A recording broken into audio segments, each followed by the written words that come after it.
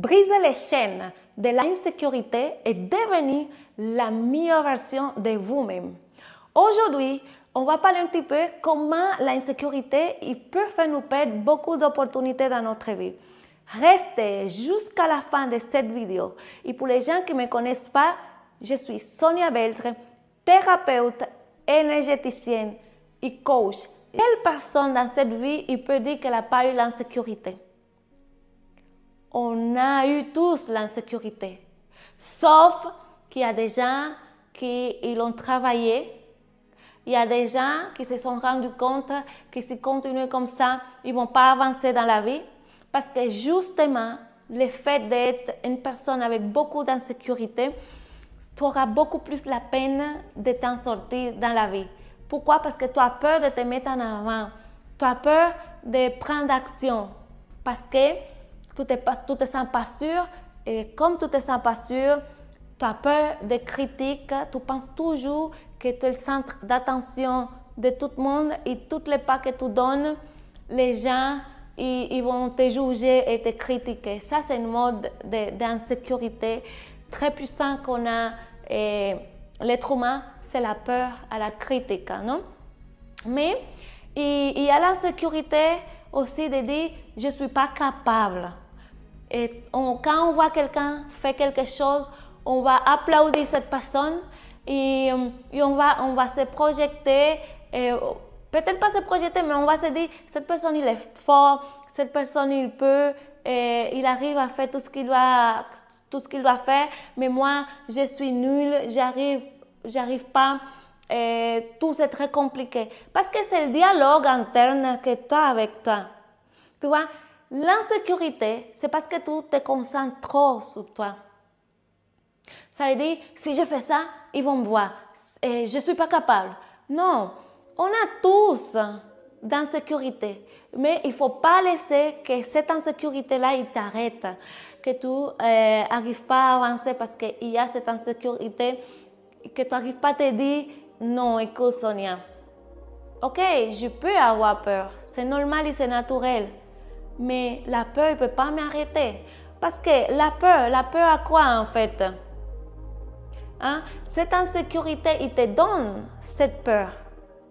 Et toi, tu dois travailler depuis la conscience pour te dire, cette peur ne peut pas m'arrêter.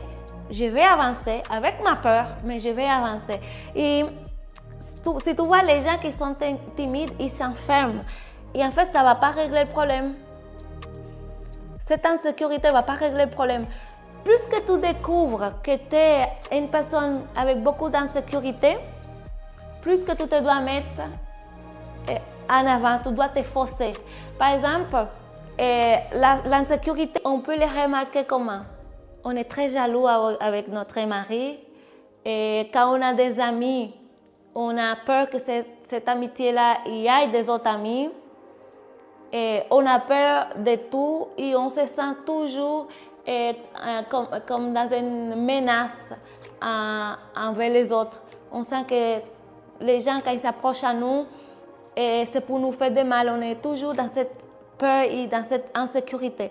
La chose, c'est que ça ne te permet pas d'avancer. Tu dois faire un travail sur toi de te dire pourquoi j'ai peur, pourquoi je sens cette insécurité. Et là, tu dois te poser les bonnes questions. Pourquoi et pourquoi? Parce que si tu te poses les bonnes questions, en fait, tu vas montrer à ton cerveau qu'il est faux. Tu vois? Parce qu'on pense souvent avec la tête et on ne doit pas. On doit écouter notre cœur et on doit travailler avec la conscience. Tu vois? Alors, moi, par exemple, j'étais quelqu'un que quand je me mettais les rouges à lèvres rouges, et des talons et une robe serrée, et je marchais comme ça. Tu vois, j'avais la peine parce que je disais, qu'est-ce qu'ils vont penser de moi? Et ils vont penser que je suis une femme, je ne sais pas, qui couche avec les hommes pour l'argent. Qu'ils vont penser de moi et tout. J'ai commencé à me poser les bonnes questions. Je dis, et pourquoi ils doivent penser ça de moi?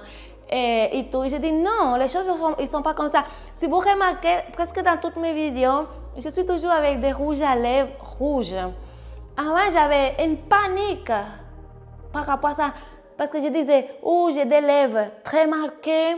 J'ai pas d'opération, hein. J'ai des lèvres très marquées. Et si je me mets une rouge à lèvres, ça me fait moche, je suis pas bien. Non. Et j'ai dit, non, pourquoi je dois penser comme ça? Je vois beaucoup de femmes de couleur qui mettent ce rouge à lèvres et ça les va bien.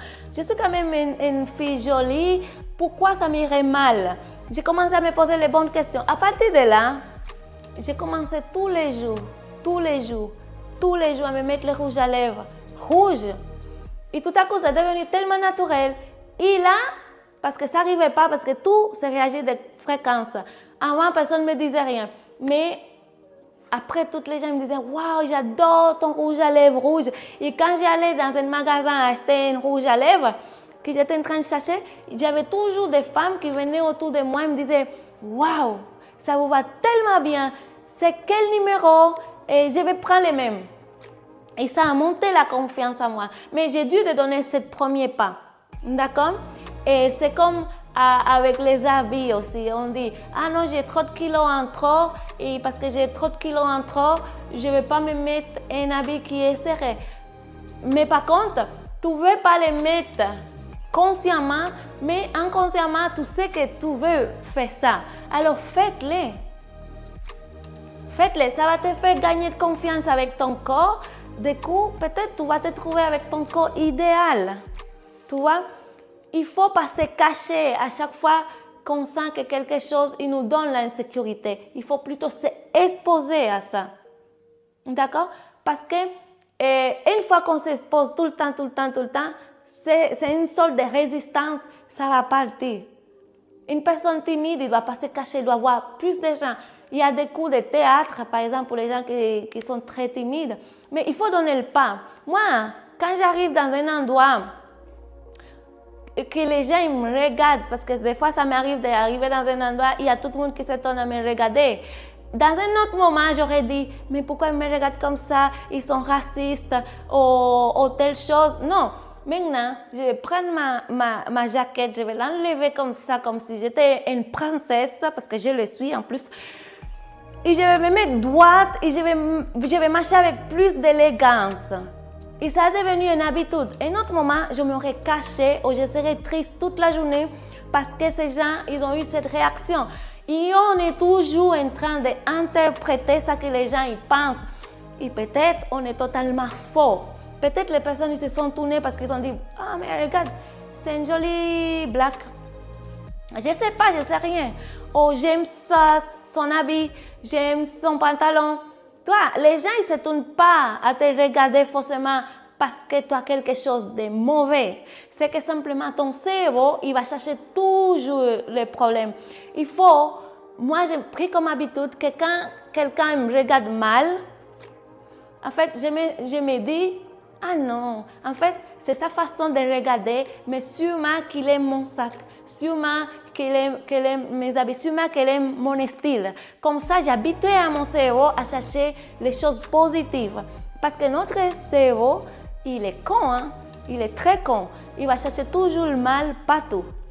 Mais moi, je me suis habituée que même si je vois les réactions de certaines personnes, que des fois, elles sont négatives, pour moi, ce n'est pas mon problème. Je suis bien, ma journée doit continuer bien, point.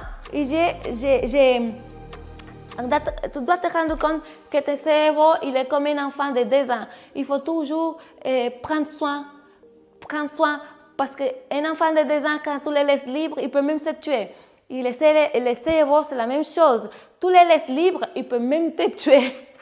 C'est ça la différence, d'accord?